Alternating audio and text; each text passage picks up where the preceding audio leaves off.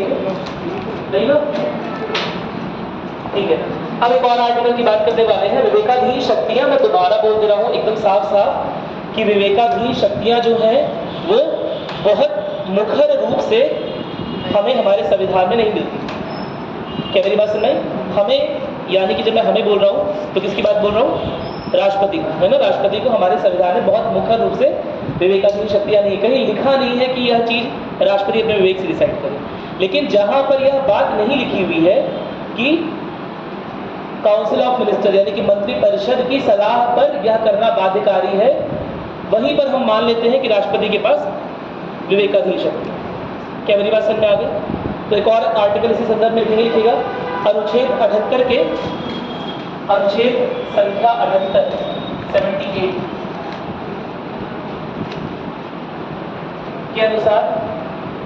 के अनुसार प्रधानमंत्री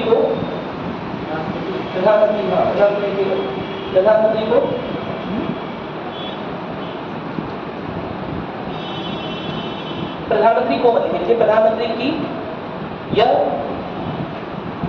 जिम्मेदारी होती है कि राष्ट्रपति को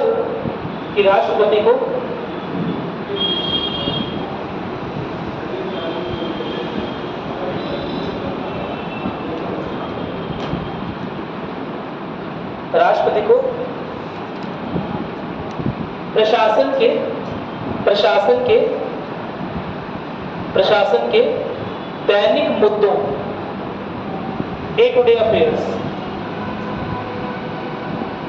दैनिक मुद्दों के प्रति जानकारी दे,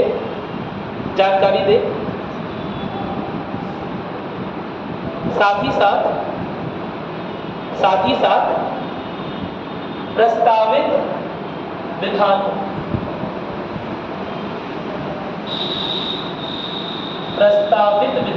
क्या होता है मतलब इसका? यानी कि जो बिल आने वाले हैं काउंसिल ऑफ मिनिस्टर द्वारा पेश किए जाने वाले हैं, ठीक है, प्रस्तावित विधानों के बारे में भी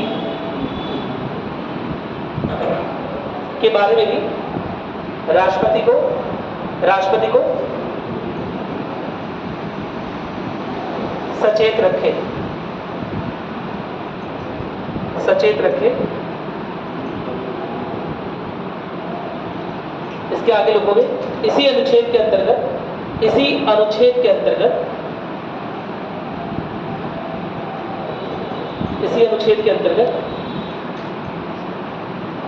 राष्ट्रपति के पास यह अधिकार होता है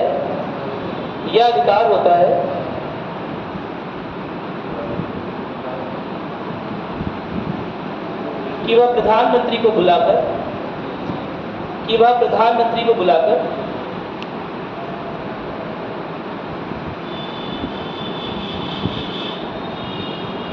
उससे उपरोक्त विषयों में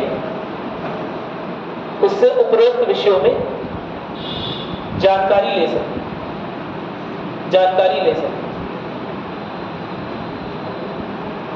एक सिंपल सा एग्जांपल दे रहे हैं, सुनिएगा ध्यान से। लेट अस सपोज कि कोई प्रस्तावित विधान आना है जो कि शायद यह डर हो काउंसिल ऑफ मिनिस्टर को, मंत्रिपरिषद को, कि शायद यह जो प्रस्ताव है वो राष्ट्रपति के द्वारा आसानी से साइन नहीं किया जाएगा। क्या मेरी बात क्लियर है? तो हो सकता है इसके बारे में, इस प्रस्तावित विधान के बारे में प्रधानमंत्री या काउंसिल ऑफ मिनिस्टर जो है वो राष्ट्रपति को पहले से ही सूचना देना सही ना समझे। क्या मेरी बात समझ रहे हैं? ताकि राष्ट्रपति बहाना खोज लेंगे, बताया ना, बहाने कर लेते हैं, तो बहाना कोई खोज लेंगे, इसलिए पहले से ही उसका सूचना दें। फिर भी राष्ट्रपति के पास ये अधिकार दे रखा है संविधान ने कि वो डे टू डे एडमिनिस्ट्रेशन के जो मुद्दे हैं, जो डे बाय डे, जो डेली कौन से किन मुद्दों पर बहस होनी, ठीक है, या कौन से विधान आने हैं, कौन से बिल आने हैं, इसके बारे में प्रधानमंत्री को कॉल करके कॉल यानी कि फोन कॉल नहीं, बुला करके उसके बारे में जानकारी ले। क्या मेरी बात क्लियर है? और यहाँ भी एक बाध्यता है प्रधानमंत्री के ऊपर। यह बाध्यता है कि अगर राष्ट्रपति जब भी बुलाएगा, है ना, तब उसे जाना ही पड़ेगा। क्या मेरी बात सुनाई?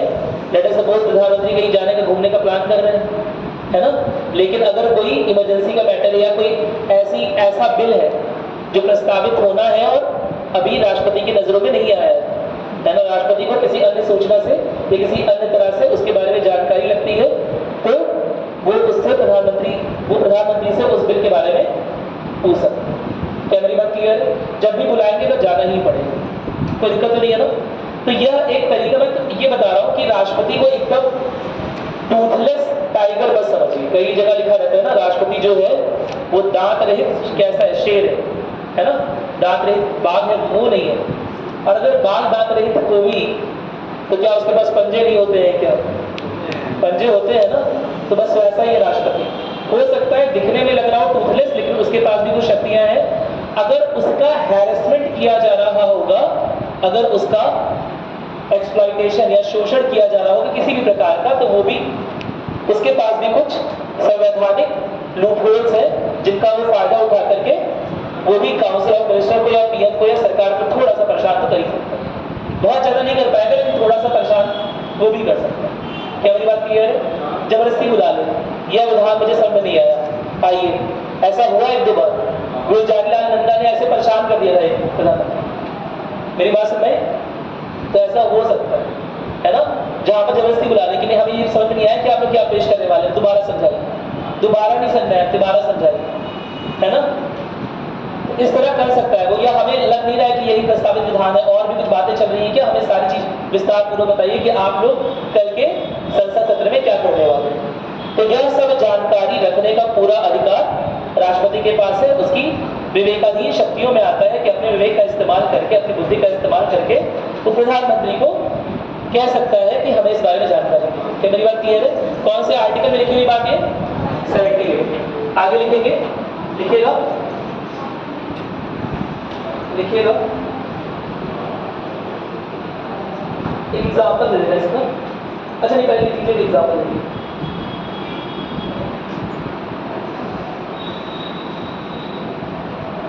देखिएगा,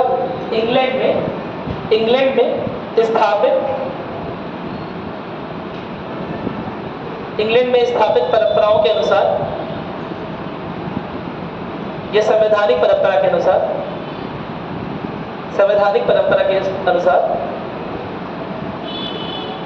राष्ट्र के प्रमुख को, अच्छा, इंग्लैंड में राष्ट्र प्रमुख कौन है? क्राउन, है ना, यानी कि जो राजशाही है वहां पर वही राष्ट्र प्रमुख है। ब्रिटिश मोनार्क बोलते हैं, राजा या रानी जो भी रहेगा उस समय वो क्राउन रहेगा और वही वहां का राष्ट्र प्रमुख है। और उसे यह अधिकार होता है कि वह किसी भी बात की शाबाशी, अगर कोई अच्छा विधान आया है, अगर अच्छा कोई प्रपोजल आया है तो उसकी शाबाशी दे सके, या अगर लग रहा है कि सरकार कुछ गलत काम कर रही है या किसी गलत ढर्रे पर चल रही है तो उन्हें क्रिटिसाइज भी कर सके, उनकी आलोचना कर सके। क्या मेरी बात क्लियर है? तो किसी आर्टिकल में तो नहीं लिखा हुआ है, लेकिन क्योंकि हमारा संविधान का, मैंने बताया था, बहुत सारा भाग जो है वो कहीं ना कहीं ब्रिटिश संविधान या ब्रिटिश ढर्रे को फॉलो कर रहा होता है, इसीलिए हम भी देखते हैं कि हमारे यहाँ राष्ट्र प्रमुख यानी कि प्रेसिडेंट के पास भी सेम तरह की पावर है कि वो गवर्नमेंट को एप्रिशिएट कर सकता है, प्रोत्साहित कर सकता है, या किसी बात पर गवर्नमेंट की आलोचना कर सकता है। ऐसा हुआ भी है एक बार, प्रणब मुखर्जी ने 2014 के बाद की जो सरकार थी, 2017-18 में शायद, या 18-19 में रही, मुझे याद नहीं रही क्या हुआ, लेकिन प्रणब मुखर्जी ने अपने टाइम पर बीजेपी जो गवर्नमेंट थी उसे उसकी आलोचना की थी कि आप जो ये काम कर रहे हैं बार बार, इसकी वजह से जो सेकुलर फैब्रिक है, यानी कि जो धर्मनिरपेक्ष का धागा है जिससे हमारा देश जुड़ा हुआ है, वो कमजोर पड़ता जा रहा है। क्या मेरी बात क्लियर है? और खुले तौर पर आलोचना की थी प्रणब मुखर्जी। क्या मेरी बात क्लियर? कोई दिक्कत तो नहीं है? तो आलोचना का और प्रोत्साहन का दोनों का अधिकार किसके पास है? राष्ट्रपति के पास है। और राष्ट्रपति किसी आर्टिकल में नहीं लिखा हुआ है ये बात, है ना, अब काउंसिल, अब खुद दिमाग लगाओ, क्या काउंसिल ऑफ मिनिस्टर से पूछ कर प्रोत्साहन करेगा? नहीं ना। क्या काउंसिल ऑफ मिनिस्टर बोलेगी कि हमें क्रिटिसाइज करो, हमारी आलोचना करो? नहीं बोलेगी। मंत्रिपरिषद तो नहीं बोलेगी ना। क्या मेरी बात क्लियर है? तो यह भी एक तरह की विवेकाधीन शक्तियों में आ रहा है, लेकिन परंपरागत तौर पर आ रहा है।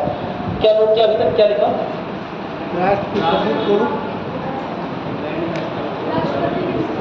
हाँ, इंग्लैंड में स्थापित संवैधानिक परंपराओं के अनुसार राष्ट्र के प्रमुख को सरकार को प्रोत्साहित करने का और उसकी आलोचना करने का अधिकार होता है। उसकी आलोचना करने का अधिकार होता है और ऐसा वो स्वविवेक से करता है।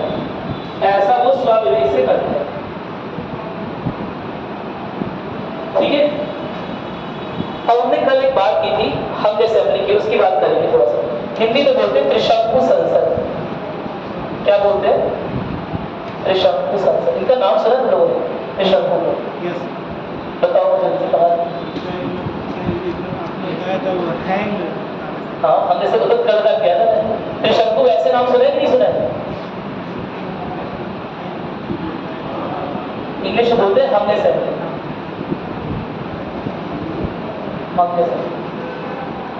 त्रिशंकु सभा भी बोल सकते हैं, संसद बोले, सभा बोले। क्या त्रिशंकु नाम सुना तुम लोगों ने? हाँ, कुछ पुराणों की कहानियां सुनी है। इक्ष्वाकु वंश के एक राजा थे, उनका नाम था त्रिशंकु।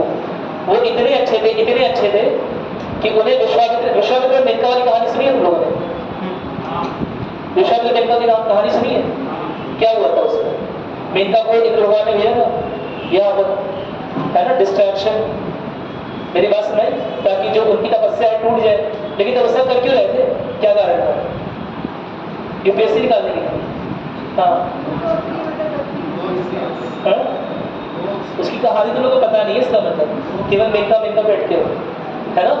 असल में कहानी क्या थी कि त्रिशंकु नाम के इक्ष्वाकु वंश के एक राजा थे। जल्दी सुन लो, बस 1 मिनट रहती। इक्ष्वाकु वंश के राजा बहुत ज्यादा प्रतापी और बहुत पुण्यात्मा हो गए थे। तो विश्वामित्र ने कहा तुम इतने अच्छे हो कि क्या बताएं कितने अच्छे हो, है ना। आप पुरुष ही नहीं, क्या हो? महापुरुष। मेरी बात समझ? एक सुना होगा इस तरह का डायलॉग। तो कहते हैं अब आप पृथ्वी पर रखने लायक नहीं, आप इतने अच्छे हो कि आप पृथ्वी पर रखने लायक नहीं हो, आपको हम भेज रहे हैं स्वर्ग, आप स्वर्ग जाओ और वहां इंद्र के शासन, इंद्र को हटाओ और राज करो। तो विश्वामित्र उसे ऊपर भेजते हैं, है ना, कुछ अपना मंत्र लगा के ऊपर भेजते हैं। वहां इंद्र क्या करता है?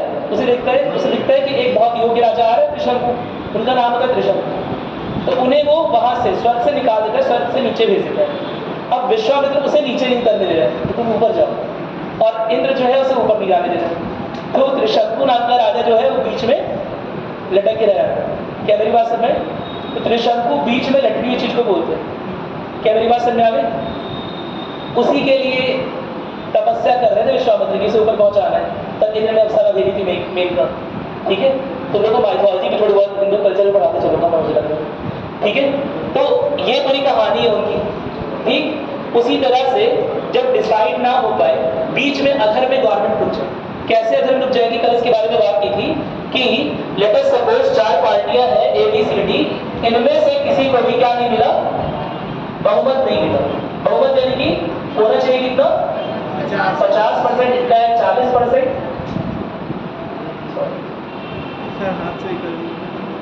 हाँ,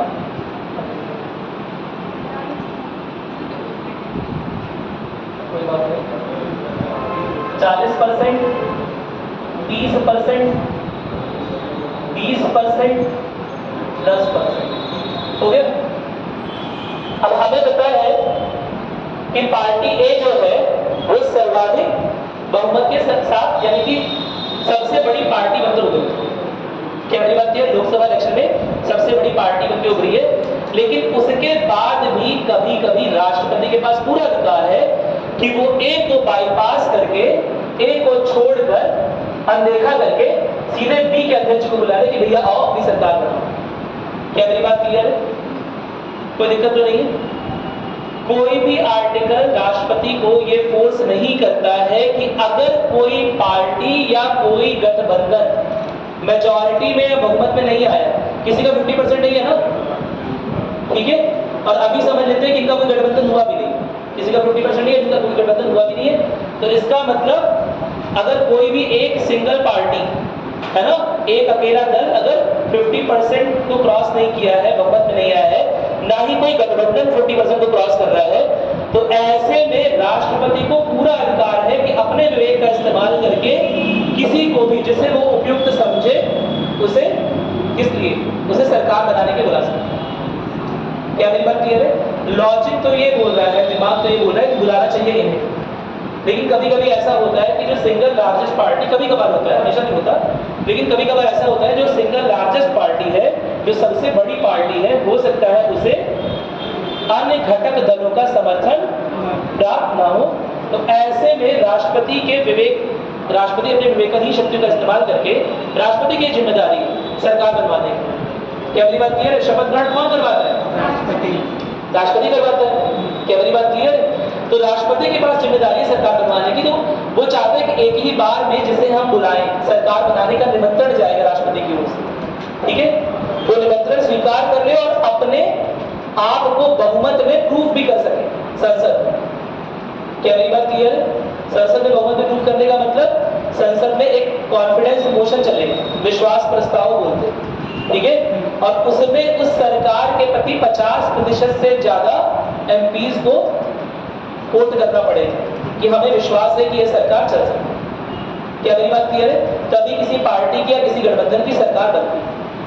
लेकिन मैंने तुम्हें क्या बताया कि सिंगल लार्जेस्ट पार्टी यानी कि कोई एक सबसे बड़ी पार्टी है, उसके पास सबसे अधिक वोट है, लेकिन फिर भी राष्ट्रपति के ऊपर यह बाध्यता नहीं है कि उसी को बुलाए, वह किसी को भी जिसे उपयुक्त दावेदार समझता है उनमें से किसी को भी बुला सकता है सरकार बनाने के। क्या मेरी बात क्लियर है? इसका एक एग्जाम्पल दे चुके हैं, इसका एक एग्जाम्पल दिया है 1996 में, बताया शायद 1996 में क्या हुआ था? हाँ, अटल बिहारी वाजपेयी के साथ ये हादसा 2 बार। मेरी बात समझे? एक बार 1996 में हुआ, एक बार 1998 में हुआ। क्या क्या हुआ जल्दी सुन लो एक बार। 1996 में जो सिंगल लार्जेस्ट पार्टी थी वो कांग्रेस थी, लेकिन घटक दल उसका साथ देने को तैयार नहीं थे। ऐसे में उस समय जो राष्ट्रपति थे शंकर दयाल शर्मा, उन्होंने अटल बिहारी वाजपेयी को बुलाया और बोला, अब देखो अटल बिहारी वाजपेयी किस हद से बुला रहे हैं, उनकी तो मेजॉरिटी नहीं है, उनकी पार्टी की मेजॉरिटी नहीं थी, लेकिन फिर भी बुला रहे हैं क्योंकि उन्हें उम्मीद थी कि अटल बिहारी वाजपेयी का पर्सनालिटी व्यक्तित्व ऐसा है कि शायद अन्य घटक दलों से समर्थन को प्राप्त कर सके। क्या मेरी बात समझ में आ रही है? कोई दिक्कत तो नहीं है इसमें? ठीक है। तो उन्होंने अटल बिहारी वाजपेयी को बुलाया, लेकिन क्या हुआ कि अटल बिहारी वाजपेयी समर्थन जुटाने में असमर्थ हो गए, समर्थन जुटा नहीं पाए। क्या मेरी बात क्लियर है? तो जब समर्थन नहीं जुटा पाए तो वो राष्ट्रपति शंकर दयाल शर्मा को, उस समय राष्ट्रपति शंकर दयाल शर्मा ने उन्हें प्रधानमंत्री घोषित कर दिया था पहले, फिर उनसे बोला था कि अब आप सरकार बनाएं। उनकी ओर से घोषणा हो गई थी कि यह प्रधानमंत्री हैं, इन्हें सरकार बनाने का मौका दिया जाता। सुनो मेरी बात, समझो, ठीक है। लेकिन प्रधानमंत्री कोई काम कब करेगा? जब संसद में सत्र चलेगा।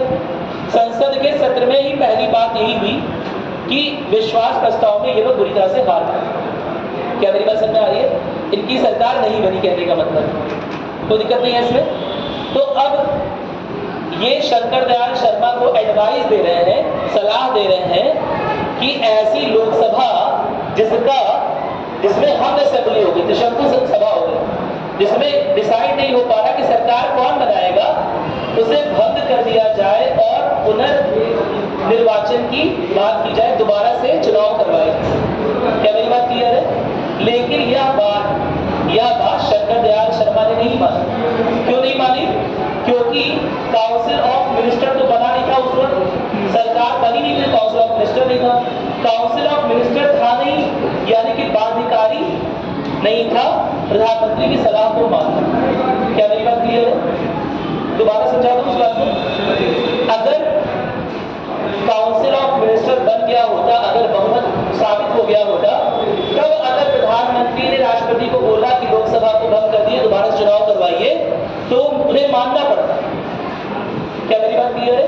लेकिन क्योंकि प्रधानमंत्री तो बना दिया गया था अटल बिहारी वाजपेयी को, लेकिन फिर भी उन्होंने बहुमत को साबित में साबित नहीं कर पाए थे, तो जब वो राष्ट्रपति को सलाह दे रहे हैं, क्या सलाह दे रहे हैं कि इस संसद को भंग कर दिया जाए, है ना, और दोबारा से चुनाव करवाया जाए, तो उनकी सलाह बाध्यकारी नहीं है। ऐसे में शंकर दयाल शर्मा क्या करेंगे, एचडी देवगौड़ा को बुलाएंगे और एचडी देवगौड़ा की सरकार जो है वो 1.5 साल चलेगी, केवल 1.5 साल होती है, 5 साल ही चलती है, वो भी भंग हो जाती है। तो सन 1998 में दोबारा से इलेक्शन होते हैं, ठीक है। पहली बात तो देखो, सन 1991 से आपको पता है इकोनॉमिक रिफॉर्म्स, है ना, बहुत सारे आर्थिक सुधार भारत में हो रहे थे। आर्थिक अस्थिरता की वजह से भारत की इमेज पूरे विश्व में घटती जा रही थी। उसके बाद अगर त्रिशंकु संसद हो जाती तो और उसकी प्रतिष्ठा क्या होती, कम हो जाती। तो इसके लिए उन्होंने उस समय री इलेक्शन को, दोबारा से चुनाव को अवॉइड कर दिया था, ठीक है। अब 1998 में क्या हुआ, 1998 में नए राष्ट्रपति, उनका नाम था के.आर. नारायण। क्या नाम था? के.आर. नारायण। दोबारा से 1998 में दोबारा से इलेक्शन हुए, दोबारा से ये प्रॉब्लम आने लगी कि इस तरह से कुछ सीट आ गई, कांग्रेस, बीजेपी, जनता दल, सीपीआई, कुछ इस तरह से सीट आ गई कि किसी की भी मेजॉरिटी नहीं। दोबारा से के.आर. नारायण ने क्या किया, अटल बिहारी वाजपेयी को कॉल किया, अभी प्रधानमंत्री बनाया नहीं, कॉल किया, तो अटल बिहारी वाजपेयी एक लेटर ऑफ सपोर्ट लेकर के.आर. नारायण के पास जमा कर दिए कि भैया इतने लोग हमारे पास समर्थन प्राप्त है और हम सरकार बना सकते हैं, हमें प्रधानमंत्री आप घोषित कर दीजिए। जब संसद का सत्र शुरू होगा तो हम विश्वास प्रस्ताव दिखा देंगे कि सारे एमपीज जो है वो हमारे साथ, सारे क्या 50% से ज्यादा हमारे साथ है और इसलिए हम सरकार बनाने योग्य हैं। क्या मेरी बात समझ में आ गई? लेकिन जब अटल बिहारी वाजपेयी को प्रधानमंत्री बना दिया गया दोबारा, उसके बाद जब विश्वास प्रस्ताव पारित होने की बारी आई तो उनकी सरकार जो है वो एक वोट से, महज एक वोट से हार गई, गिर गई। क्या मेरी बात क्लियर है? जयललिता ने उन्हें वोट नहीं दिया। अब दोबारा से अटल बिहारी वाजपेयी के.आर. नारायण को बोल रहे हैं कि ये तो दोबारा से त्रिशंकु संसद हो गई है, त्रिशंकु सभा हो गई है, बीच में अटक गई है, दोबारा से इलेक्शन करवाओ, ठीक है। लेकिन अभी भी उनकी यह बात क्या राष्ट्रपति के ऊपर बाध्यकारी होगी या नहीं होगी? नहीं होगी, क्योंकि वो तो प्रधानमंत्री जरूर नियुक्त हो गए थे लेकिन काउंसिल ऑफ मिनिस्टर बना ही नहीं था। क्या मेरी बात क्लियर है?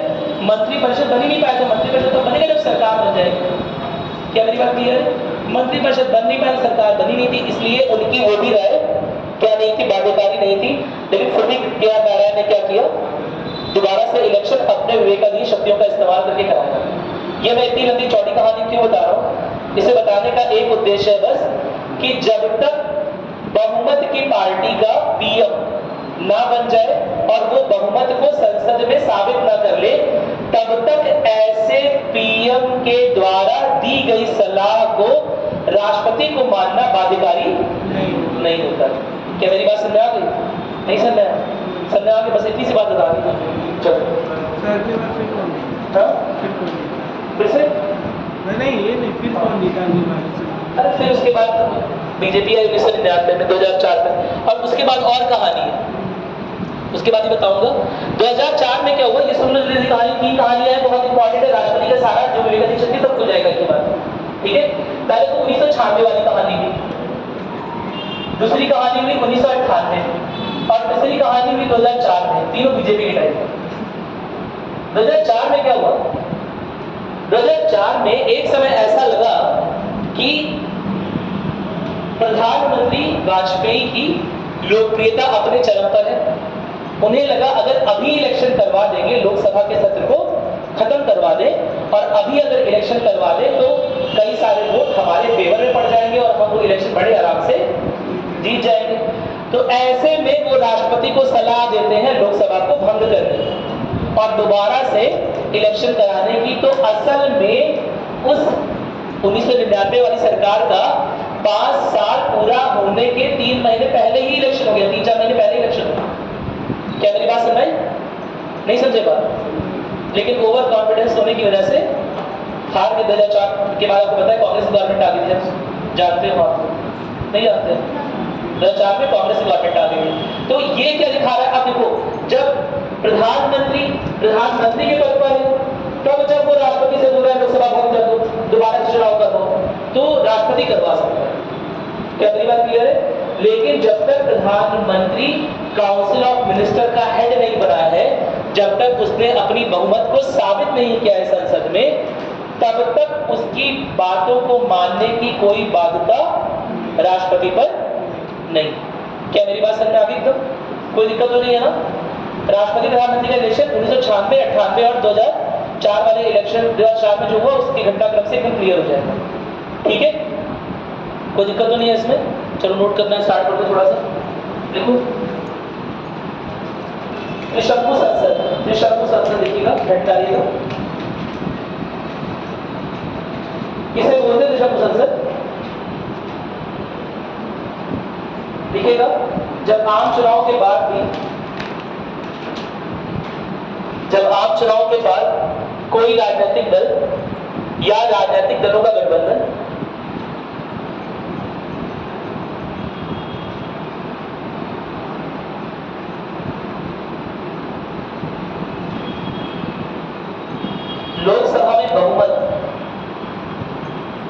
लोकसभा में बहुमत हासिल नहीं कर पाता है, तो ऐसे में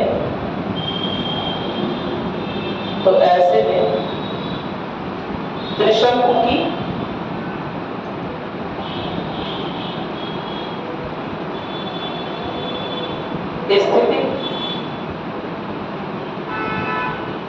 स्थिति पैदा हो जाती है।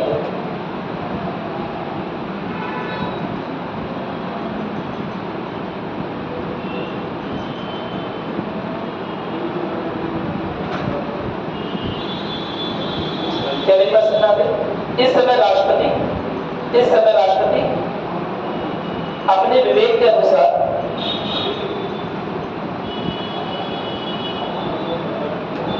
इस समय राष्ट्रपति अपने विवेक के अनुसार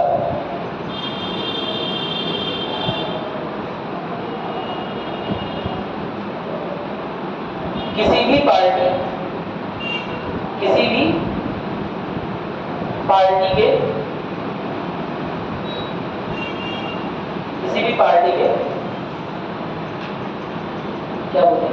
पार्टी के नेता को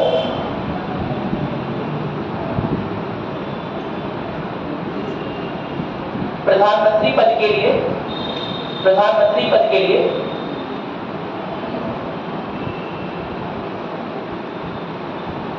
आमंत्रित कर सकता है,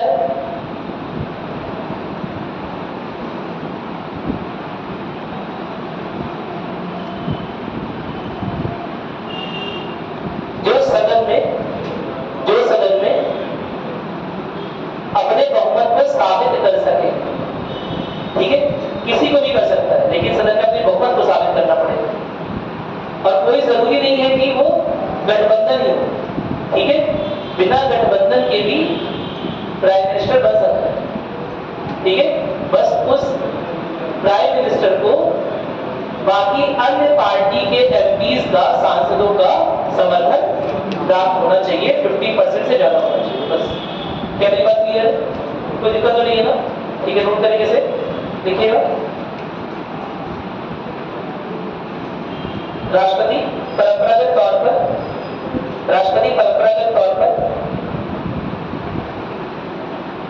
सबसे बड़ी पार्टी के नेता या सबसे बड़े गठबंधन के नेता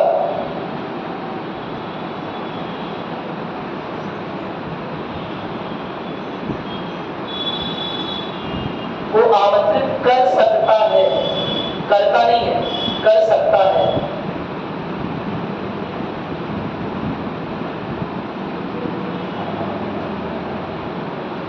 परंतु ये राष्ट्रपति के स्वविवेक पर निर्भर करता है।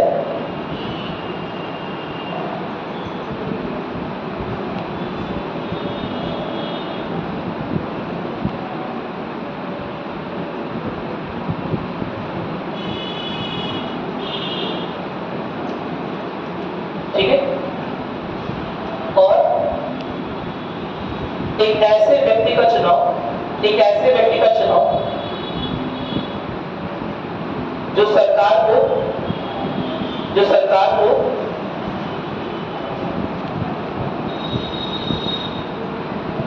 स्थिर रूप में चला सके, स्थिर रूप में चला सके,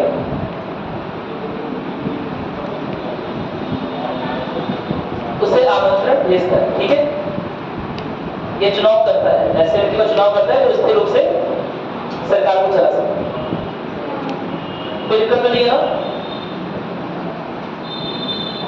कोई परेशानी समझ में आ गया? यानी कि पूरी तरह से सरकार बनाने का आमंत्रण, अगर 50% किसी एक पार्टी का नहीं आया तो सरकार बनाने का आमंत्रण है ना। तुमने इस बार के इलेक्शन में देखा होगा, जब वो सीट बराबर बराबर चल रही थी, है ना, तो दोनों पार्टियों का दिल धड़क रहा था कि किसे सरकार बनाने, क्या राष्ट्रपति की विवेकाधीन शक्ति बोला था ना कि किसे सरकार बनाने का आमंत्रण मिलेगा। अगर 50% से कम किसी एक भी पार्टी का होता तो दूसरे पार्टी का चांस बन सकता है। अगर 50% से कम किसी एक पार्टी का होता है तो दूसरे पार्टी का भी चांस बन सकता है सरकार बनाने का। वो राष्ट्रपति के विवेक पर निर्भर करता है। हालांकि परंपरागत तौर पर यह देखा गया है कि राष्ट्रपति सबसे बड़ी पार्टी को ही बुलाता है, उसे मौका देता है, लेकिन कई बार यह चीज काफी साफ रहती है कि सबसे बड़ी पार्टी या सबसे बड़ा गठबंधन अपनी सरकार नहीं बना सकता, अपना बहुमत साबित नहीं कर पाएगा। तो ऐसे में पूरी तरह से राष्ट्रपति के ऊपर निर्भर करता है कि वो किसे सेलेक्ट कर ले। वो इसे भी सेलेक्ट कर सकता है, देखो डी वाले, अगर उसमें लग रहा है कि इसमें कोई योग्य नेता है ना, जो खुद प्रधानमंत्री बन सकता है और इन लोगों को मिनिस्ट्रीज दे सकता है, इन लोगों को मंत्रालय देकर किसी तरह से सेटिस्फाई कर सकता है। क्या मेरी बात क्लियर है? जिससे एक स्थिर सरकार लंबे समय के लिए चले। क्या मेरी बात समझ आ रही है? तो ऐसे समय वो किसी बहुत अल्पमत वाली पार्टी को भी आमंत्रित कर सकता है, उसके नेता को भी आमंत्रित कर सकता है प्रधानमंत्री बनने के लिए। क्या मेरी बात एकदम क्लियर हो गई? साथ ही साथ जब तक संसद में बहुमत साबित ना हो जाए तब तक प्रधानमंत्री की कोई भी सलाह राष्ट्रपति के ऊपर बाध्यकारी नहीं है। नोट करोगे? नोट करो, लिखो। साथ ही कई एग्जाम्पल लोगों ने लिख लिया 1996 की, साइड में लिख लिया करो, सब याद रहेगा स्टोरी, है ना। कि 1996 में क्या हो गया लिखा है कि बस कहानी सुनने में लग गया, लिख लिया, चलो अच्छी बात है। लिखो साथ ही जब तक प्रधानमंत्री अपने सरकार का बहुमत, साथ ही जब तक प्रधानमंत्री अपनी सरकार का बहुमत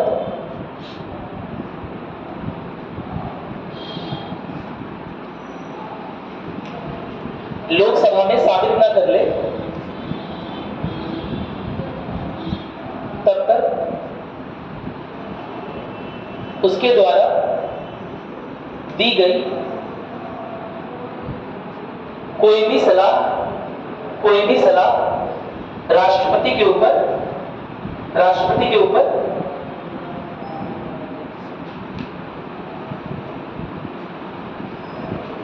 बाध्यकारी नहीं है।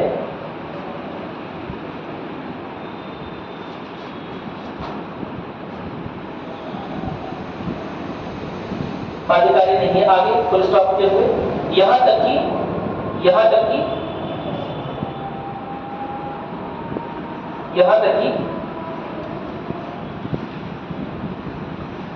त्रिशंकु सभा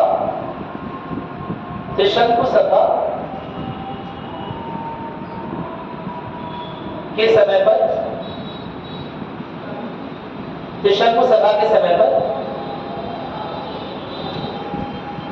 लोकसभा को भंग करने की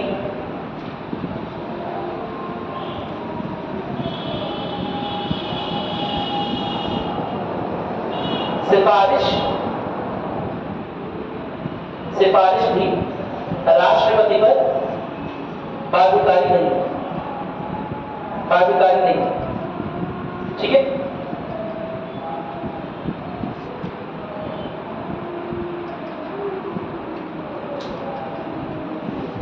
इसके अलावा एक पॉइंट और लिखोगे, अगला लिखोगे इसी में, प्रधानमंत्री की नियुक्ति में विवेकाधिकार। हेडिंग करोगे प्रधानमंत्री की नियुक्ति में विवेकाधिकार। प्रधानमंत्री की नियुक्ति में विवेकाधिकार क्या होता है, लेट अस सपोज, है ना, कि प्रधानमंत्री के पद पर कोई आसीन व्यक्ति है और जब वो प्रधानमंत्री है उस समय उसकी डेथ हो जाती है। क्या मेरी बात क्लियर है? जब वो प्रधानमंत्री है तो तब उसकी उसी प्रधानमंत्री पद पर डेथ हो जाती है। ऐसे जो प्रधानमंत्री हुआ आपको पता ही होगा, कौन कौन? राजीव गांधी और इंदिरा गांधी। लाल बहादुर शास्त्री और इंदिरा गांधी।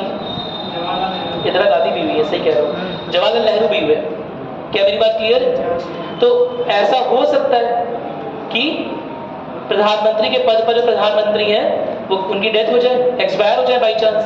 तो ऐसे में क्या होता है, ऐसे में कार्यवाहक प्रधानमंत्री कौन बनेगा, या राष्ट्रपति के विवेकाधिकार में। क्या मेरी बात क्लियर है? नोट करोगे, लिखोगे, देखो, जब पद पर आसीन प्रधानमंत्री की अचानक मृत्यु हो जाती है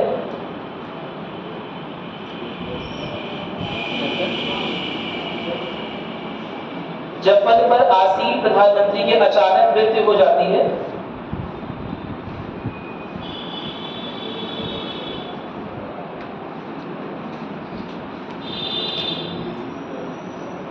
तो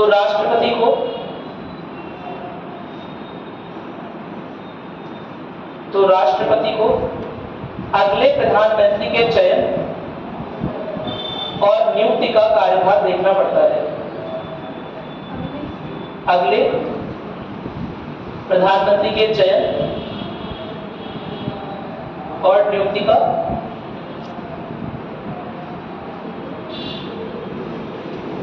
कार्यभार देखना पड़ता है।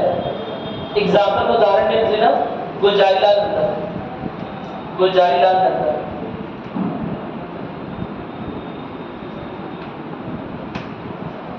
इन्हें 2 बार कार्यवाहक कार्यवाहक प्रधानमंत्री बनाया गया था, जब जवाहरलाल नेहरू की और लाल बहादुर शास्त्री की डेथ हुई। ठीक है, ये तो हो गया।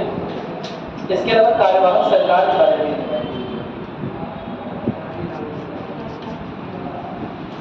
एक चीज समझते हैं थोड़ा सा। अभी इलेक्शन हुआ, लेट अस सपोज आज की डेट में रिजल्ट आ गया, आज की डेट में इलेक्शन का रिजल्ट आ गया कि जो अमुक पार्टी अभी तक रूल कर रही थी वो सत्ता से बाहर हो गई है, वो हार गई है और कोई नई पार्टी जीत गई है।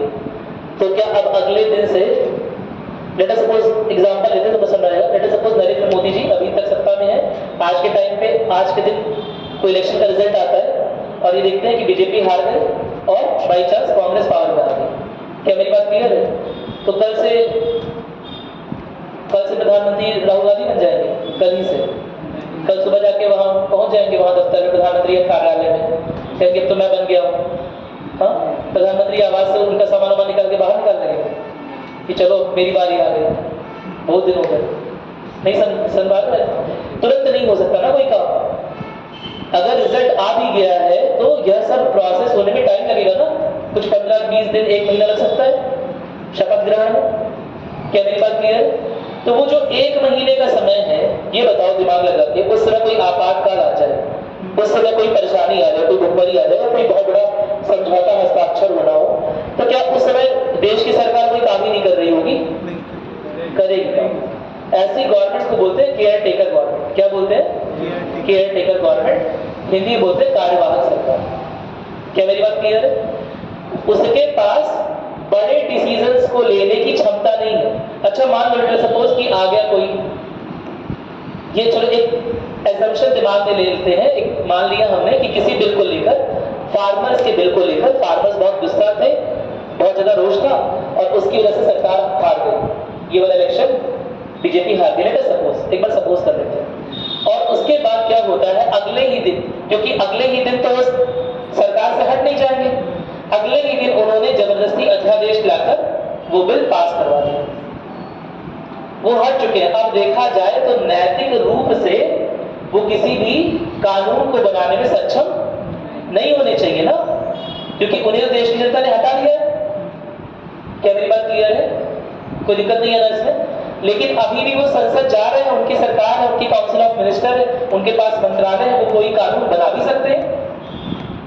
ठीक है, तो ऐसे में राष्ट्रपति का कार्य ये होता है यह देखना कि एक कार्यवाहक सरकार है ना, वही सारे बिल्स या वही सारी चीजें करे जो बहुत बड़े, समझ रहे हैं ना, बहुत बड़ा परिवर्तन वाला ना, जिसकी वजह से कोई नया बड़ा बिल हो जिससे बातें हो रही हो या जिसे लेकर गतिरोध हो किसी तरह का, प्रतिरोध हो किसी तरह का, उसको पास ना कर दे। कार्यवाहक सरकार की जिम्मेदारी बस डे टू डे एडमिनिस्ट्रेशन देखने की है। कोई आपातकाल पड़ जाएगा सपोज, है ना, कि आज के दिन रिजल्ट आया, 1 महीने बाद शपथ ग्रहण होना है, बीच में पाकिस्तान ने आक्रमण कर दिया, बीच में पाकिस्तान ने कश्मीर पर आक्रमण कर दिया। अब संसद तो चल ही नहीं रही, एक तरह से संसद तो भंग होकर बैठी है। संसद क्या भंग होकर बैठेगी? नहीं बैठेगी। कार्यवाहक सरकार रहेगी तो संसद को रद्द करेगी और जरूरत पड़ने पर कुछ बिल जो राष्ट्रीय आपदा या राष्ट्रीय सुरक्षा से संबंधित हो सकते हैं उन्हें पास भी कर सकती है। यह जिम्मेदारी राष्ट्रपति की है कि वो यह देखे कि जो बिल पास हो रहे हैं उनमें ज्यादा गतिरोध तो नहीं है या वो बेहद जरूरी किस्म के हैं, उनके बिना पास हुए काम नहीं। देखो, एक तरह से आपने सरकार को हटा दिया, दूसरी सरकार ले आए, तो आपने इस सरकार से जो कानून बनाने की शक्ति थी वो ले ली ना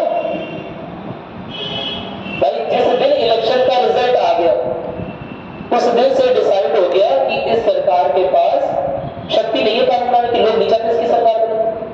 क्या मेरी बात क्लियर है? क्या इसके बावजूद यह सरकार कानून बना सकती है? हाँ, बना सकती है, लेकिन उन्हीं मुद्दों पर, उन्हीं विषयों पर जिन पर राष्ट्रपति समर्थन दे। राष्ट्रपति बोलेगा इसी पर बनाओ, क्योंकि मतलब अब आपकी जिम्मेदारी नहीं है कानून बनाना।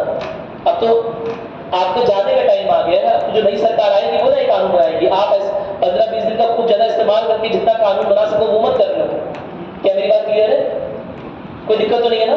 यह राष्ट्रपति मान लो वो नैतिकता का पालन नहीं करते, सपोज जो जा रहा है वो कह रहा है कि हम तो अब लूट के जाएंगे, ठीक है, नैतिकता का पालन नहीं करता है, तो राष्ट्रपति की जिम्मेदारी होती है कि वो इस बात की जांच पड़ताल करता रहे, इस बात को देखता रहे तो कोई जो अति महत्वपूर्ण किस्म का बिल है या अति अर्जेंट, बोलूंगा महत्वपूर्ण भी नहीं, जो अर्जेंट को अर्जेंट समझते हो आपातकाल वाला, उस पर तो हस्ताक्षर हो सकता है, कार्यवाहक सरकार ले सकती है उस पर कोई डिसीजन।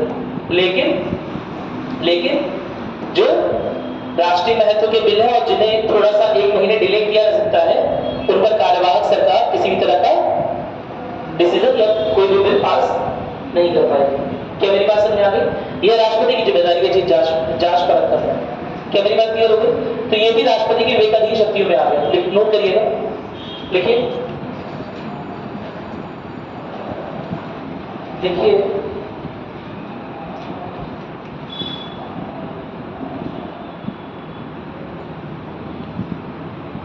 देखिए, कार्यवाहक सरकार को सदन में बहुमत ना मिलने की वजह से कार्यवाहक सरकार विरोधी किसे रहे, जैसे लोगों ने हटा दिया, लेकिन क्योंकि अभी शपथ ग्रहण नहीं हुआ है इसलिए वह अपनी भूमिका को अदा कर रही है। क्या मेरी बात क्लियर है? कोई दिक्कत तो नहीं इसमें? बिल्कुल ही कार्यवाहक सरकार को सदन में बहुमत ना मिलने की वजह से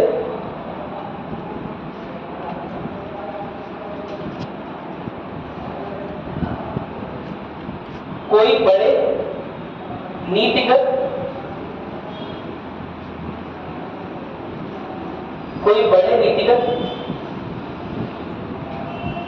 निर्णय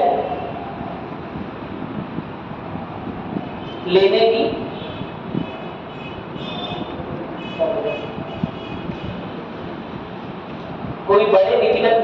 की जिम्मेदारी नहीं निभानी चाहिए,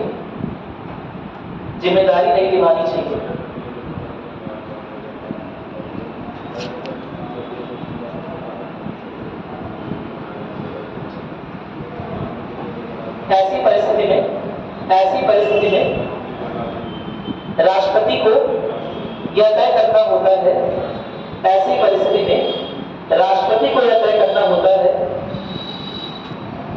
कि कार्यवाहक सरकार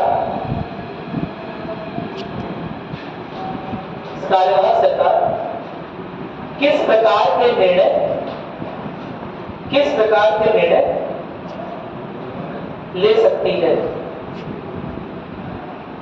कार्यवाहक सरकार किस प्रकार के निर्णय ले सकती है? ठीक है, सामान्य तौर पर देखो, सामान्य तौर पर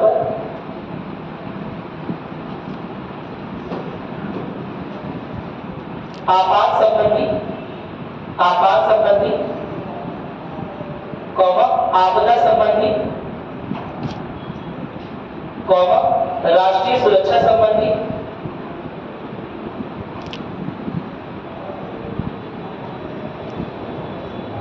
और दैनिक प्रशासकीय संबंधी, डे टू डे एडमिनिस्ट्रेशन। ठीक है, प्रशासकीय संबंधी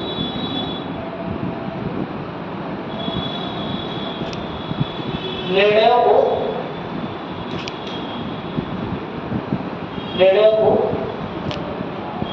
कार्यवाहक सरकार राष्ट्रपति की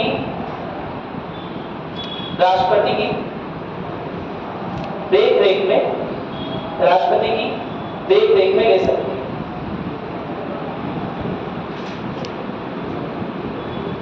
अच्छा, अनुच्छेद 85 की बात हो गई, 95 की कितने भी पोस्ट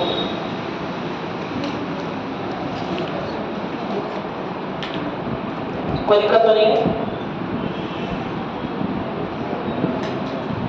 एक चीज मैंने आपको बताई थी, अगर उससे रिक्वायर नहीं है, लेकिन इन केस में मैंने बता दिया था, वो भी नोट करेंगे। लिखिएगा लोकसभा का विघटन, लोकसभा का विघटन लिखिएगा।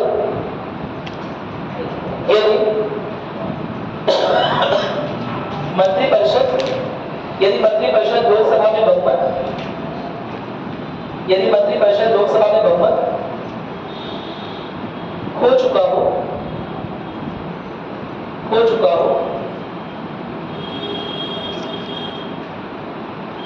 तो यह राष्ट्रपति के विवेक पर निर्भर करता है। राष्ट्रपति के विवेक पर निर्भर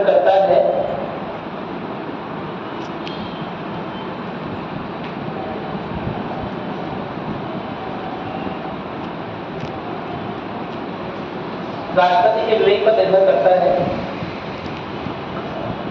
कि वो सदन को भंग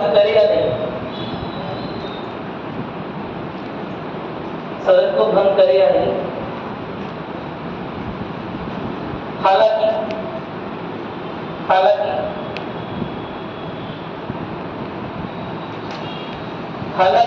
यह लोकसभा का विघटन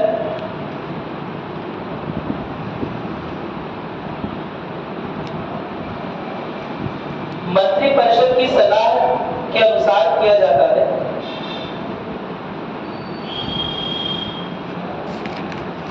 मंत्रिपरिषद की सलाह के अनुसार किया जाता है,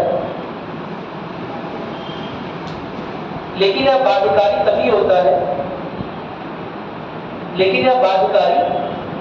है जब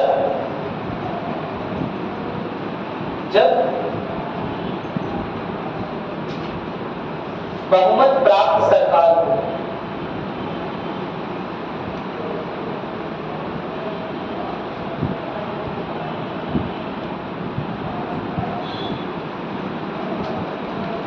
अच्छा, आप लोग ये बताइए, इसे नोट करिए, कोई नीति बनती है, कोई पॉलिसी बनती है, जैसे सपोज जीएसटी बन रहा है या कोई नई स्कीम बन रही है, तो आपको पता है कि बहुत सारी मिनिस्ट्रीज होती है।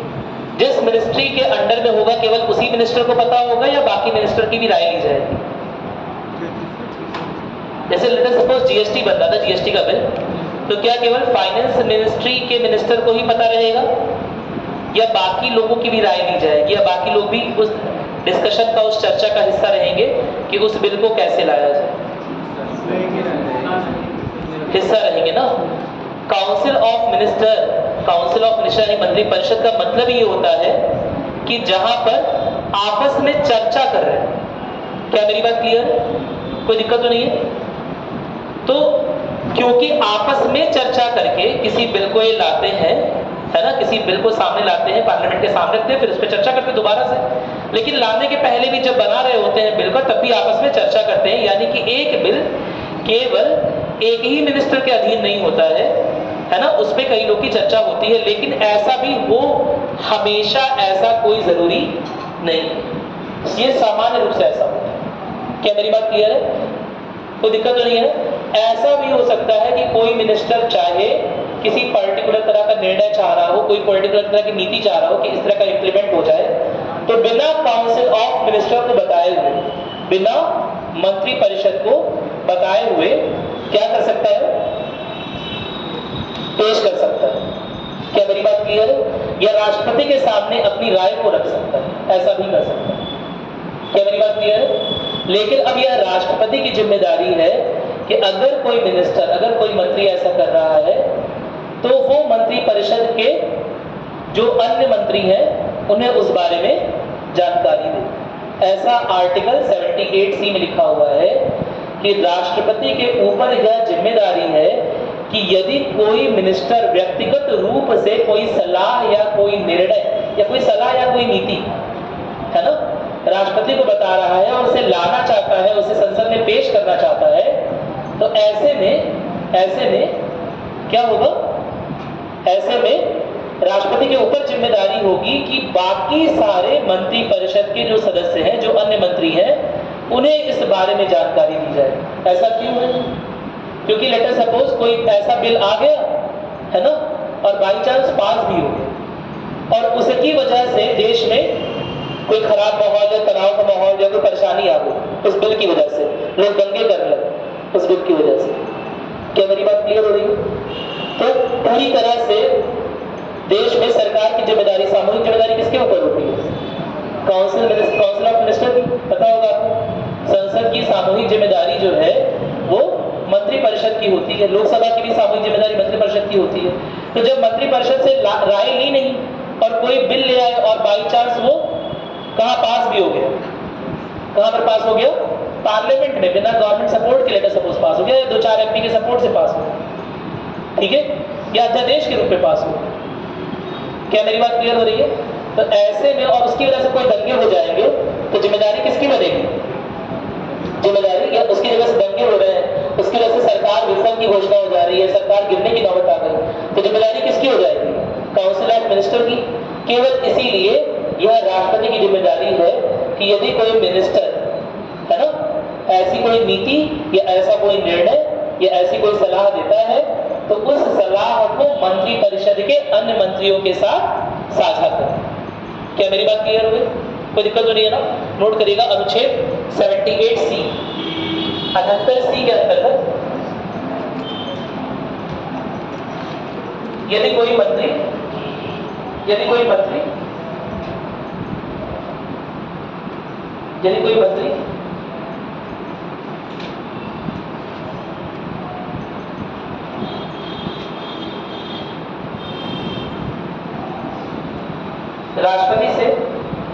राष्ट्रपति से कोई नीतिगत निर्णय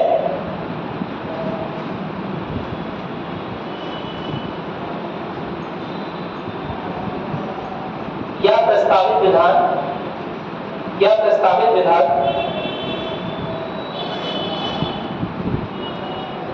साझा करता है, तो राष्ट्रपति की यह जिम्मेदारी होती है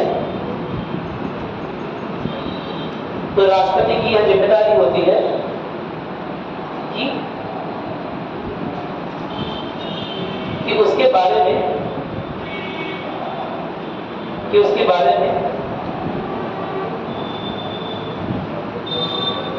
मंत्री परिषद के अन्य मंत्रियों को सूचना दे।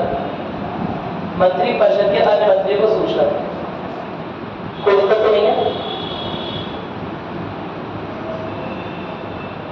कोई प्रॉब्लम नहीं है आपका?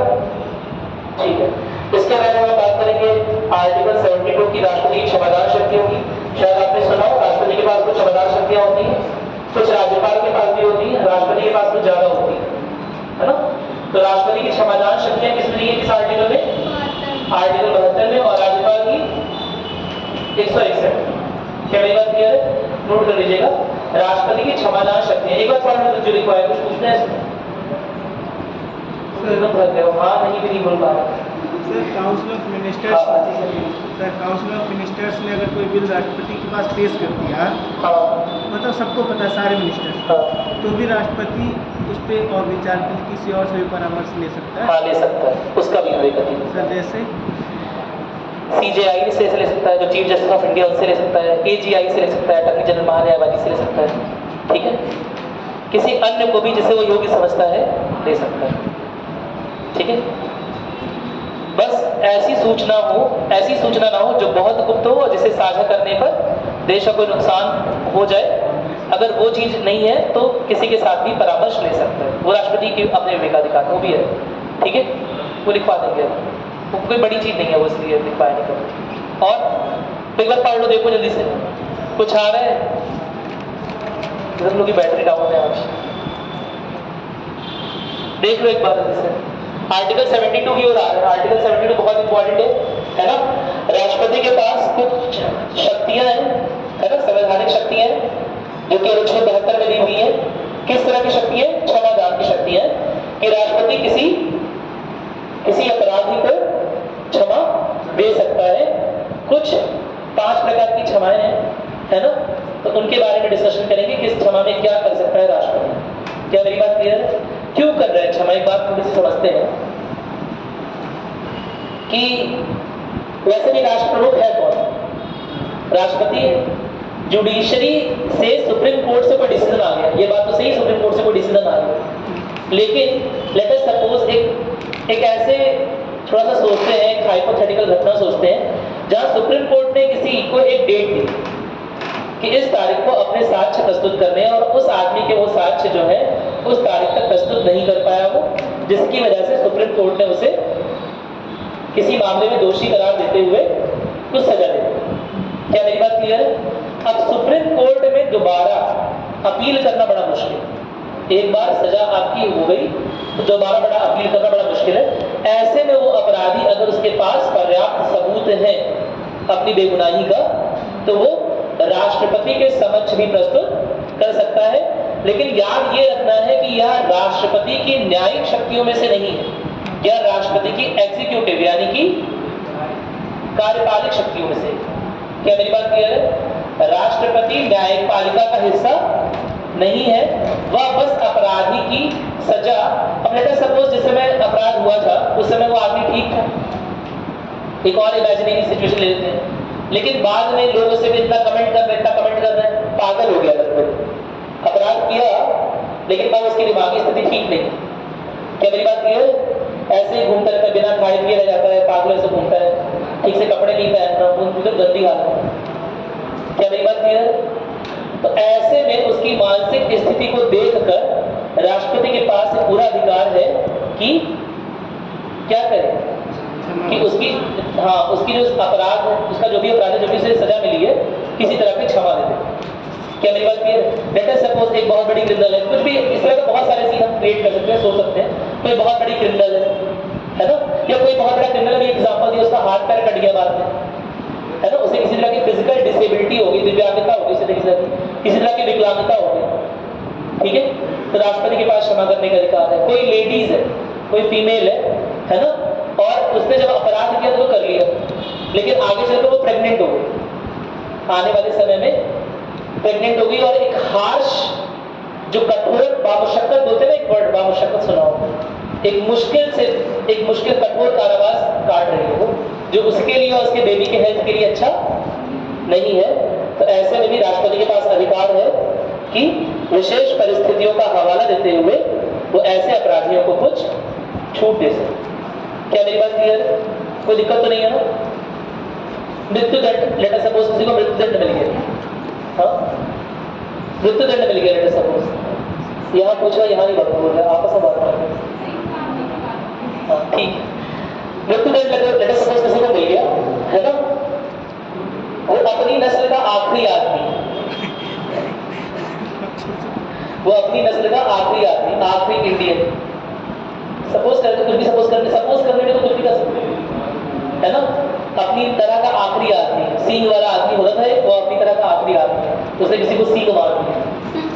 अब अगर उसे सजा दे देंगे तो वो जो प्रजाति है वो विलुप्त हो जाएगी। मेरी बात समझ, मजाक कर रहा हूँ लेकिन समझाने के लिए मजाक कर रहा हूँ, ठीक है। तो ऐसे केस में राष्ट्रपति जो है वो क्षमादान कर सकता है जब उसे यह लगता हो कि कुछ विशेष परिस्थितियां इस व्यक्ति विशेष के साथ हैं। क्या मेरी बात क्लियर है? साथ ही साथ उसे यह लग रहा हो कि शायद इसे प्रॉपर प्रेजेंटेशन नहीं दी गई, कोर्ट ने शायद इसकी बात पूरी तरह से नहीं सुनी। क्या मेरी बात क्लियर है? और दिमाग में जाते हैं थोड़ा सा, इसके एक स्टेप और नीचे जाते हैं।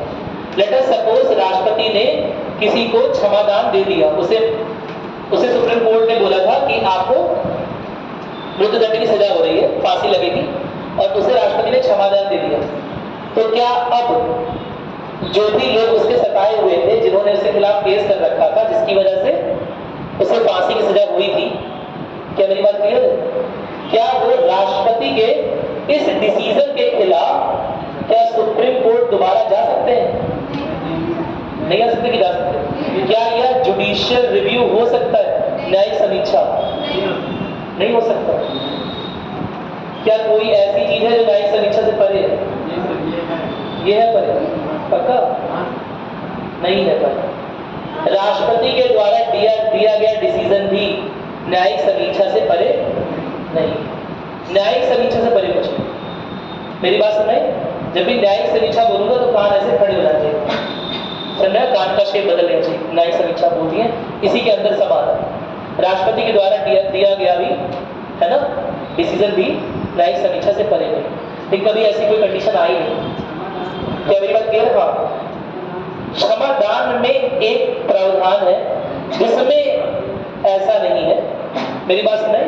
बाकी 2-3 प्रावधान है, अभी हम उसके बारे में देखेंगे तब देखेंगे कौन कौन सा परे कौन कौन सा नहीं है।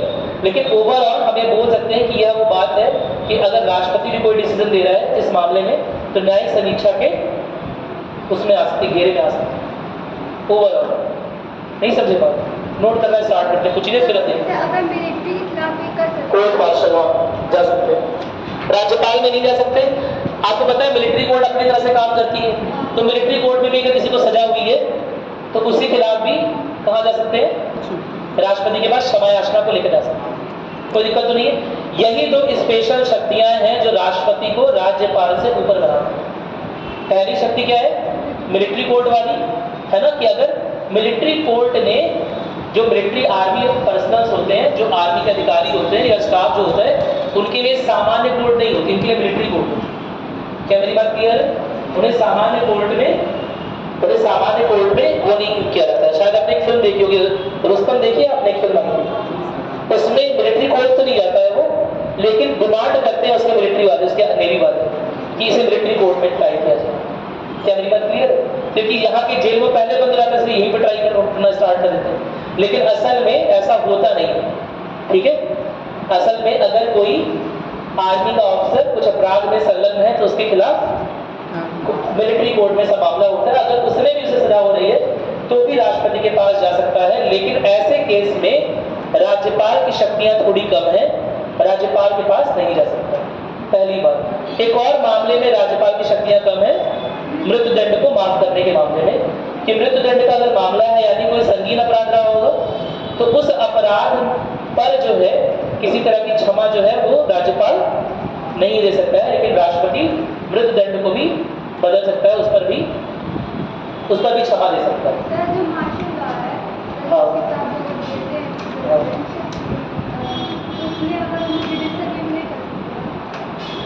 जुडिशियल रिव्यू न्यायिक समीक्षा में नहीं आता है वो। अच्छा, कोर्ट मार्शल का केस जो है जुडिशियल, कोई भी ऐसी चीज जुडिशियल रिव्यू के नहीं पड़ेगी नहीं, ये मान लीजिए जुडिशियल रिव्यू सकते हैं। मेरी बात समझ में? हर बार न्यायिक समीक्षा का कुछ ना कुछ अधिकार तो रहेगा, ठीक है। मुझे लगा कोर्ट मार्शल करने के बाद राष्ट्रपति वाला कोर्ट मार्शल भी हुआ है तो उसके खिलाफ भी न्यायिक समीक्षा में जा सकते हैं, सुप्रीम कोर्ट नहीं जा सकते, न्यायिक समीक्षा के लिए जा सकते हैं। क्या मेरी बात समझ रहे हैं? न्यायिक समीक्षा में पहले अर्जी दाखिल होगी, सुप्रीम कोर्ट देखेगा कि क्या ये इस योग्य है कि मेरा समय देने योग्य है, ये मुद्दा के नहीं योग्य है, क्या मेरी बात क्लियर है? अगर उसे लगेगा कि यह मुद्दा मेरा सजा देने योग्य है तो उसे एक्सेप्ट कर लेगा और उसके बाद उसकी समीक्षा अपनी ओर से भी कर सकता है और या फिर उसकी पैरवी भी की जा सकती है। क्या मेरी बात क्लियर है? कोई दिक्कत तो नहीं समझ में आया? ऐसा होता है इसलिए बता रहा हूं, ठीक है? चलो नोट करोगे। एक पीएम नरवणे का केस था, कभी देखता हूँ कभी लिखा हूँ लिखता हूँ, लेकिन इतना डीप में पढ़ के क्या पढ़ोगे? रिवाइज तो करते नहीं हो तुम लोग। देखो कितना हाईएस्ट नंबर आया, चेक करो। अभी नहीं चेक हो? अरे क्वालिटी की कॉपी चेक हो गई? कितना नंबर? कुछ क्वेश्चन गलत है?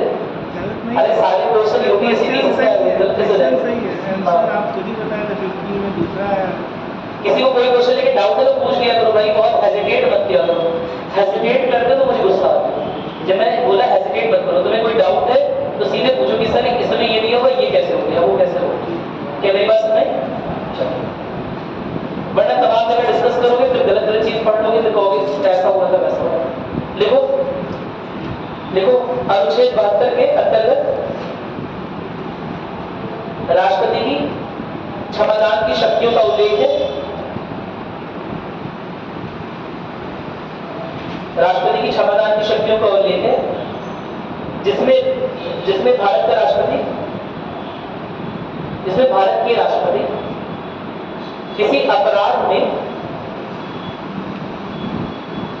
अपराध में दोषी ठहराए गए व्यक्ति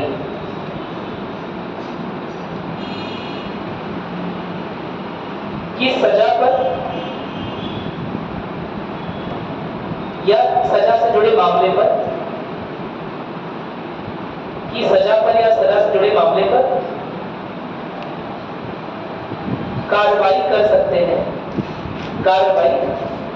हैं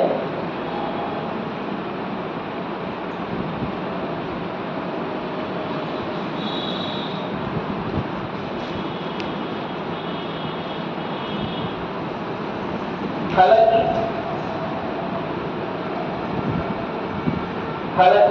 अनुच्छेद 72 के अंतर्गत राष्ट्रपति को प्रदत्त शक्तियां या राष्ट्रपति को प्राप्त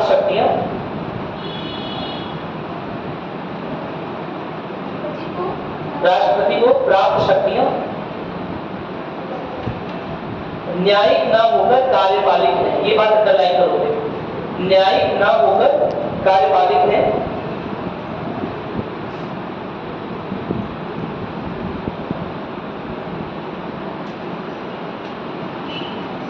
न्यायिक ना होकर कार्यपालिक है। नोट करोगे आगे? देखो अनुच्छेद 72 के अंतर्गत, आगे देखो अनुच्छेद 72 के अंतर्गत राष्ट्रपति के पास 5 प्रकार की क्षमा शक्तियां हैं।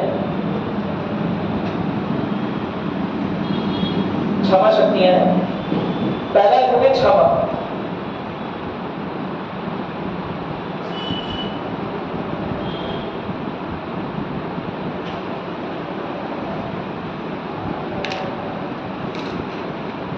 पहले वो न्यायिक समीक्षा वाली बात लिखते। तुमने न्यायिक समीक्षा वाली बात कहां पढ़ी है? तुम लोग इतना कॉन्फिडेंस लोग बोलोगे, मुझे डर लगता है। कहां पढ़ी न्यायिक समीक्षा वाली बात? अरे नहीं, परंपरा, ठीक है। न्यायिक समीक्षा के अंदर में आता है, केवल एक केस में नहीं आ सकता है, वरना आता है सब कुछ। इस बात को नोट बना के लिखना, नोट बनाओ, स्टाफ नोट बना दो। मुझे लक्ष्मीकांत से मुझे डर लगने लगा है, क्या लिखते हैं, है ना? फिर तो लोग लक्ष्मीकांत के आदमी मेरे साथ ऐसा लिखा होगा। नोट बना के लिखो राष्ट्रपति के द्वारा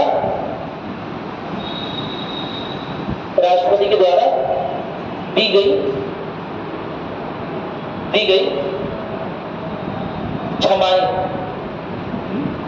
क्षमाएं या समझ रहे हो? राष्ट्रपति के द्वारा दी गई क्षमा लिख लो। क्षमा हर प्रकार से न्यायिक समीक्षा के अंतर्गत आती है।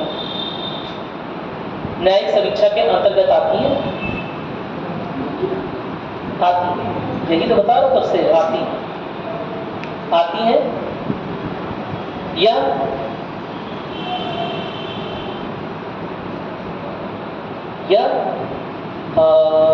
सुप्रीम कोर्ट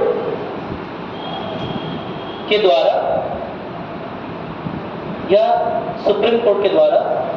सन 1994 में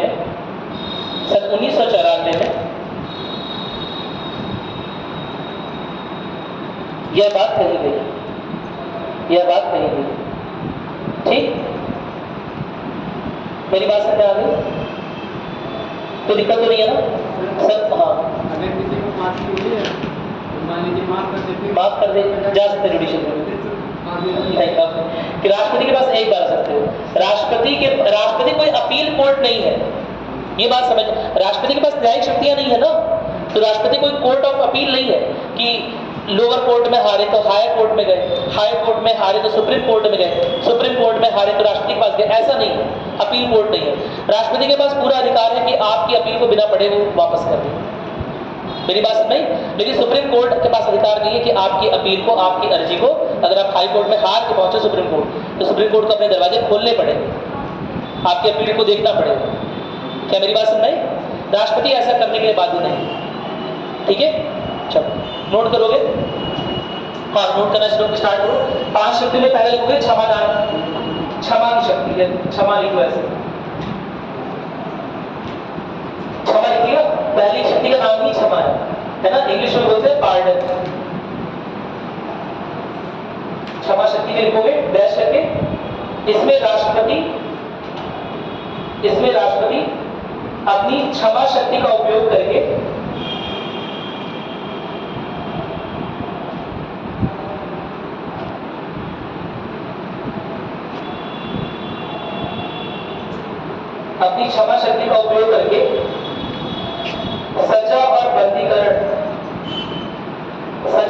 सजा और बंदीकरण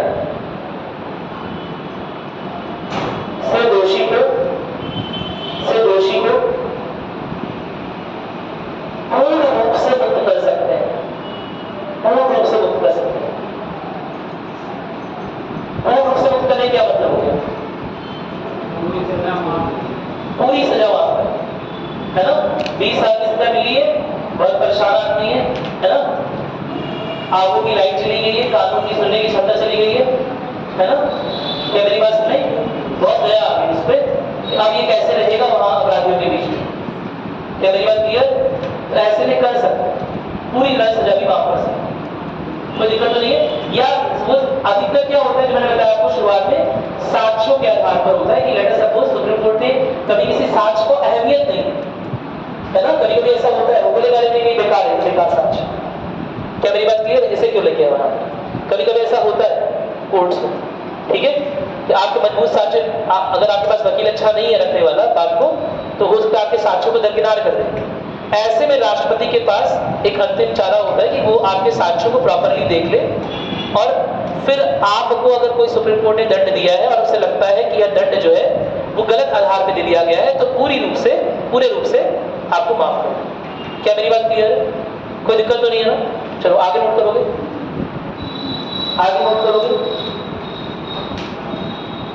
विराम। दूसरी शक्ति का नाम नोट करोगे, विराम।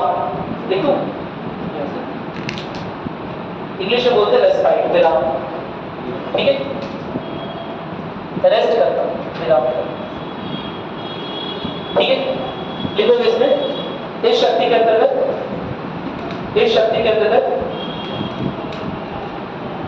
किसी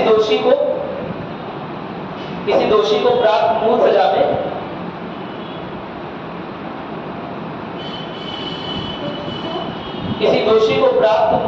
के प्रावधान में विशेष परिस्थितियों में बदलाव किया जा सकता है।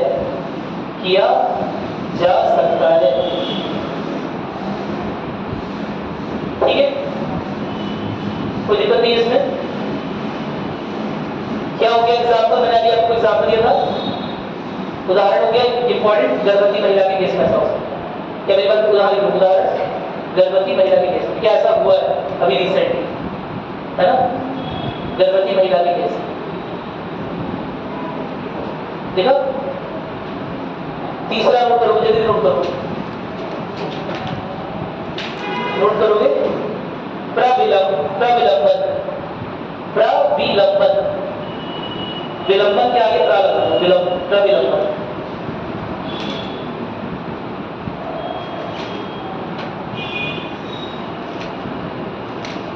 देखो, अपनी इस क्षमा शक्ति का उपयोग करके, अपनी इस क्षमा शक्ति का उपयोग करके राष्ट्रपति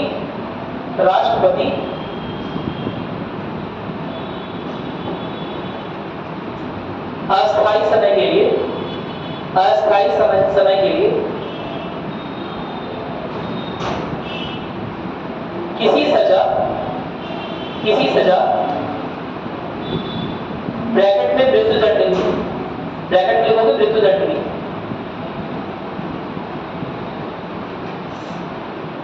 ब्रैकेट बंद कर दो, के निष्पादन पर रोक लगा सकते हैं।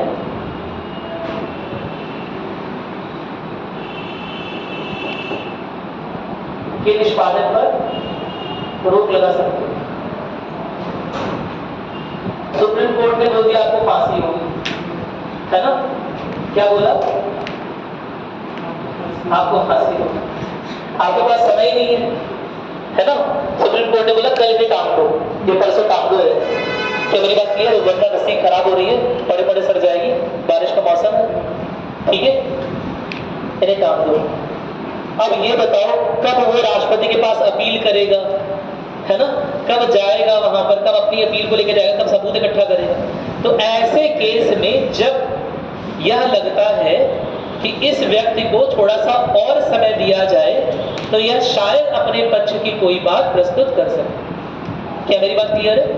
तो ऐसे केस में राष्ट्रपति के द्वारा स्पेशली मृत्युदंड की अगर सजा मिली है उसे थोड़ी टेम्परेरी टाइम के लिए, अस्थायी समय के लिए थोड़ा सा क्या कह सकते, टाला जा सकता है, मतलब हमेशा के लिए बंद नहीं किया जाएगा।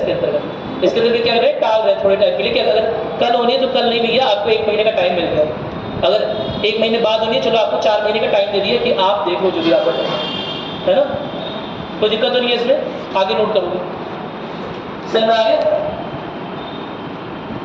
समझ में आ गया?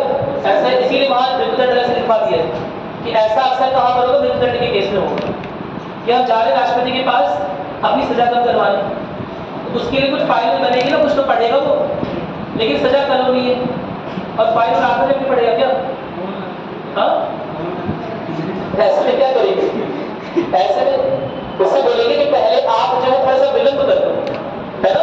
जो प्रक्रिया है न्याय करने से थोड़ा सा विलंब कर दो, और उतनी देर में आप जो हमारी दलीलें हैं, जो भी चीजें हैं, जो हमारे साक्ष्य है, वो बात देख लें। क्या मेरी बात क्लियर? नोट करोगे अगला, परिहार, इंग्लिश में बोलते हैं रिविजन। परिहार, खाली रा पर छोटी ई की मात्रा, परि, हा पर बड़े आ की मात्रा, देख लिया? चलो शाबाश। देखो, जब राष्ट्रपति रिविजन क्या लिखते हो? रिविजन, ठीक है? जब राष्ट्रपति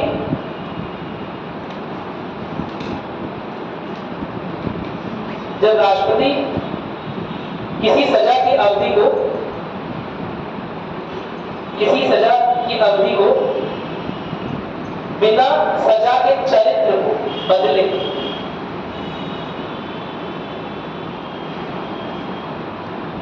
कम कर दे, बिना सजा के बदले, सजा को नहीं बदला है, सजा वही की वही है ना? जैसे फॉर एग्जाम्पल लिखा है 2 साल की बामुशक्कत क्या है ना, कठोर कारावास 2 साल का, तो उसे कम करके क्या कर दे रहे हैं, 1 साल का कर दे रहा है कठोर कारावास।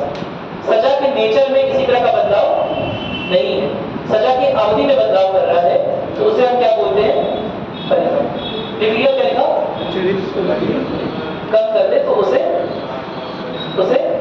राष्ट्रपति की परिहार शक्ति या परिहार क्षमा शक्ति कहा जाता है। इसमें केवल और केवल दंड की अवधि को कम किया जाता है। इसमें केवल और केवल दंड की अवधि को कम किया जाता है।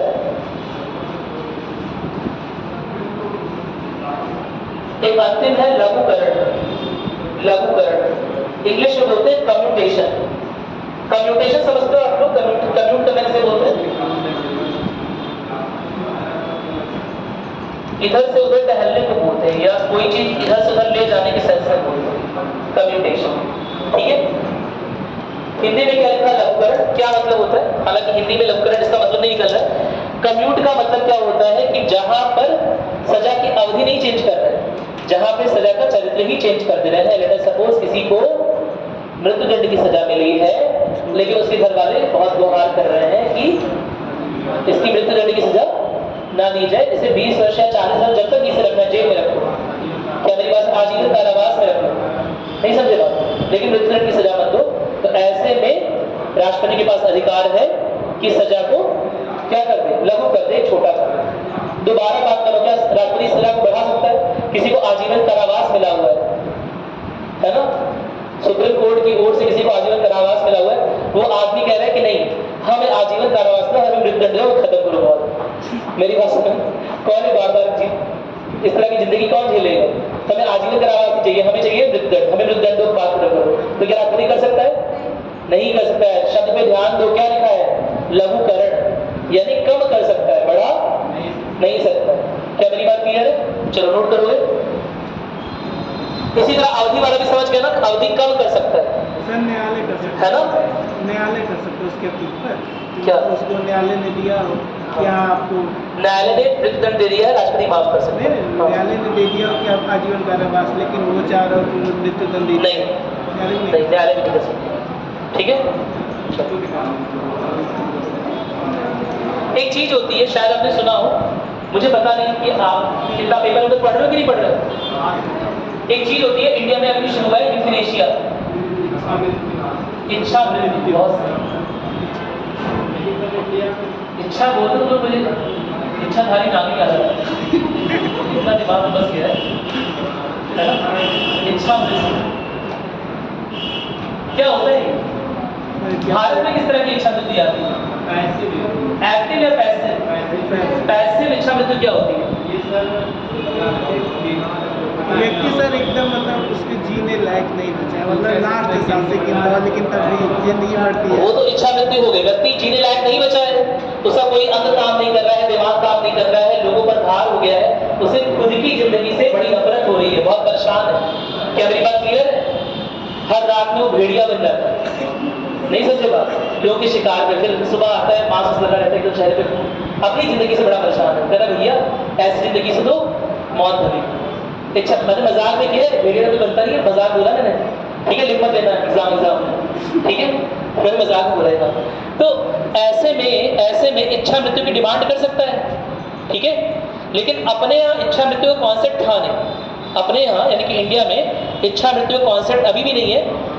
हमारे यहाँ अब तक केवल एक व्यक्ति को इच्छा मृत्यु दी गई है, अरुणा शॉनबाग के केस में, जो कि मुंबई में एक महिला नर्स थी, वेरी गुड, और उनके साथ बहुत ज्यादा जघन्यतम अपराध हो गया था। 20 साल से वो कोमा में पड़ी थी, है ना, लगातार उनका शरीर खराब हो रहा था, एकदम खराब हो चुका था, किसी तरह उन्हें जिंदा रखा गया था। तो उन्हें उनके, अब वो तो कोमा में, तो वो तो बोलने आएंगी नहीं, उनके घर वालों के कहने पर उन्हें इच्छा मृत्यु दी। क्या मेरी बात क्लियर है? और हमारे यहाँ किस तरह का इच्छा मृत्यु इन्वॉल्व है?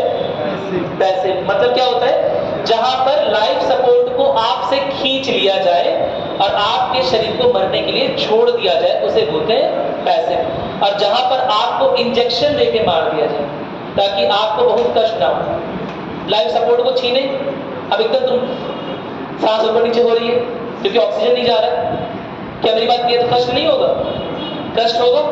तो ऐसे में बहुत सारे देशों में एक्टिव इच्छा मृत्यु, एक्टिव यूथनेशिया भी चल रहा है। उसमें क्या होता है कि एक इंजेक्शन देंगे, नींद में ही सो के हमेशा के लिए सो गए। नहीं समझे बात? क्या मेरी बात क्लियर है? कोई दिक्कत तो नहीं है? ठीक है, तो अपने यहाँ ये नहीं है। ठीक, मैं तुम्हें क्या बात बता रहा था, वैसे ये बात नोट कर ले, से पढ़ लेना अलग से कि किसके केस में क्या हुआ है। अभी नया कॉन्सेप्ट है, इससे क्वेश्चन बहुत आ रहा है ना, यूथनेशिया किसे बोलते हैं? यूथनेशिया इच्छा मृत्यु कॉन्सेप्ट है, इंडिया में इसे लेकर बहुत बहसें होती हैं, हर 2-3 महीने में अखबार में कहीं ना कहीं छपता ही है ना, क्योंकि इसमें बड़े लॉजिकल पॉइंट ऑफ व्यू है कि हम कौन होते हैं कोमा वाले आदमी का डिसाइड करने वाले, वो तो कोमा में, हो सकता है उसके अंदर जीवन जीने की प्रबल इच्छा हो, तो हम कैसे उसके डिसीजन मेकर बने घूम रहे हैं। क्या मेरी बात क्लियर है? चलो नोट करते हैं, लास्ट पॉइंट नोट करोगे, नोट करो। राष्ट्रपति इस क्षमा शक्ति का उपयोग करके, राष्ट्रपति इस क्षमा शक्ति का उपयोग करके दंड के स्वरूप में भी बदलाव कर सकते हैं। राष्ट्रपति इस क्षमा शक्ति का उपयोग करके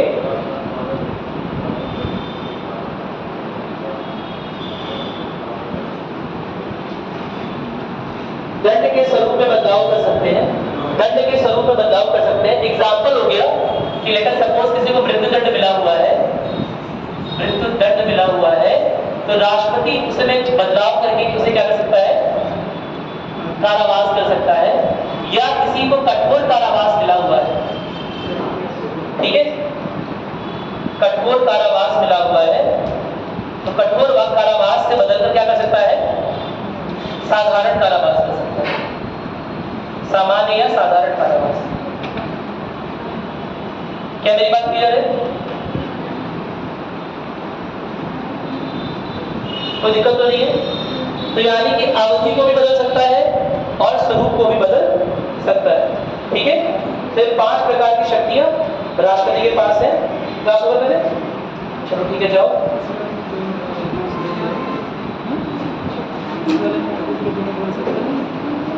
कुछ पूछना है तो पूछ सकते हो, मेरे पास टाइम है। वो जुडिशियल रिव्यू वाली बात है लक्ष्मी साहब, अगर आपातकाल है तब भी 6 महीने में वो चलना चलाना ही पड़ेगा। सदन आपातकाल है तभी 6 महीने के अंदर भी सदन चलना ही पड़ेगा। हाँ, और क्या, सदन भी चलाना पड़ेगा ना।